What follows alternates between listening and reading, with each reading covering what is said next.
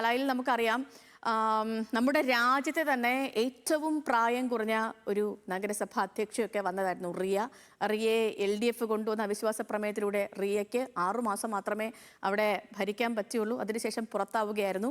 അങ്ങനെ അവിശ്വാസ പ്രമേയത്തിലൂടെ UDF ഭരണം നഷ്ടപ്പെട്ട പാലാ നഗരസഭയിൽ ഇന്ന് പുതിയ ചെയർപേഴ്സണെ തിരഞ്ഞെടുക്കും. രാവിലെ 11 മണിക്കായിരിക്കും ഈ തിരഞ്ഞെടുപ്പ് നടക്കുക. LDF പിന്തുണയ്ക്കുന്ന മായ രാഹുലും UDF പിന്തുണയ്ക്കുന്ന റിയ ബിനോയും തമ്മിലാണ് മത്സരം. UDF-നൊപ്പം 9 കൗൺസിലർമാരാണുള്ളത്. അജിത് ബാബു വിവരങ്ങളുമായി കോട്ടയത്ത് നമുക്കിപ്പോൾ ഉണ്ട്. Ajith, good morning. ഇപ്പം LDF-ന്റെ പിന്തുണ മായയ്ക്കാണ്, UDF-ന്റെ വിമതരും മായയാണ് പിന്തുണയ്ക്കുന്നത്. അപ്പം മായയിലേക്ക് തന്നെ കാര്യങ്ങൾ എത്താനാണ്.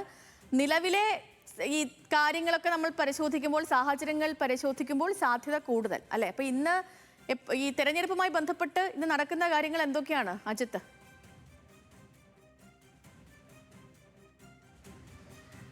സേതുലക്ഷ്മി, ഈ പ്രധാനപ്പെട്ട കാര്യം ഈ വിമത കൗൺസിലർമാർക്കിടയിൽ ഒരു തർക്കം നിലനിൽക്കുന്നുണ്ട്. നമുക്കറിയാം, ടോണി തൈപ്പറമ്പിൽ, ബിജു മാത്യൂസ്, അതുപോലെ തന്നെ രജിത പ്രകാശ്, ലിസിക്കുട്ടി എന്നീ 4 കോൺഗ്രസ് കൗൺസിലർമാരും പിന്നെ മായ രാഹുലും, സ്വതന്ത്ര വിജയിച്ച മായ രാഹുലുമാണ് ഇത്തരത്തിൽ ഈ LDF-ന്റെ അവിശ്വാസത്തെ പിന്തുണച്ച് വോട്ട് ചെയ്യുന്ന സാഹചര്യം ഉണ്ടായത്.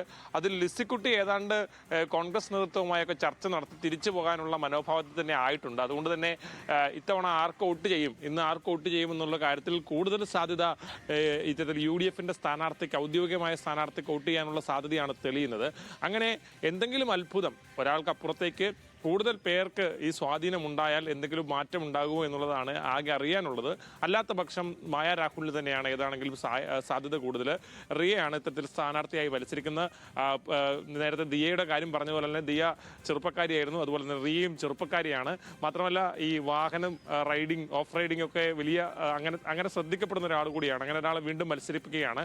9 പേരാണ് നിലവിൽ UDF-ന് കിട്ടുന്ന വോട്ടായി കണക്ക് കൂട്ടിയിരിക്കുന്നത്. കൂടാതെ ലിസിക്കുട്ടി കൂടി വോട്ട് ചെയ്താൽ 10 വോട്ടുകൾ എന്ന നിലയിലേക്ക് കാര്യങ്ങൾ എത്തും. അപ്പോഴും LDF കണക്ക് കൂട്ടുന്നത്, ഈ വിമതർ കണക്ക് കൂട്ടുന്നത് 16 വോട്ടുകളോടെ മായ രാഹുൽ ജയിച്ചു വരും എന്നുള്ളതാണ് ഏറ്റവും പ്രധാനപ്പെട്ട കണക്കൂട്ടലുള്ളത്. അതിനാൽ എന്തെങ്കിലും അത്ഭുതം സംഭവിക്കുമോ എന്നുൾപ്പെടെയുള്ള കാര്യങ്ങൾ കണ്ടറിയേണ്ടതുണ്ട്.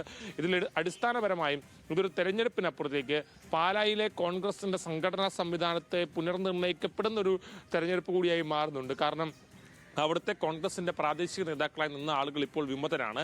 അവർക്കെതിരെ കോൺഗ്രസ് നടപടിയുമായി മുന്നോട്ട് പോവുകയാണ്. മാത്രമല്ല, ഒരു തരത്തിലുള്ള വിട്ടുവീഴ്ചയും അക്കാര്യത്തിൽ വേണ്ടതില്ല എന്നുള്ളതാണ് കോൺഗ്രസിന്റെ തീരുമാനം. അതോടുകൂടി തന്നെ ഈ പാലായിലെ സംഘടനാ തലത്തിലുണ്ടാകുന്ന ആകമായ മാറ്റം അത് എങ്ങനെയാണ് കോൺഗ്രസ് അഡ്രസ്സ് ചെയ്യുന്നത് കൂടിയാണ് ഇന്ന് കണ്ടറിയാൻ പോകുന്നത്. ഇക്കാര്യത്തിൽ ശക്തമായ നിലപാടാണ് DCC പ്രസിഡന്റ് നട്ടകം സുരേഷ് ഉൾപ്പെടെയുള്ളവർ സ്വീകരിക്കുന്നത്. ഒരു വിട്ടുവീഴ്ചയും വേണ്ട എന്നുള്ള നിലപാടാണ്.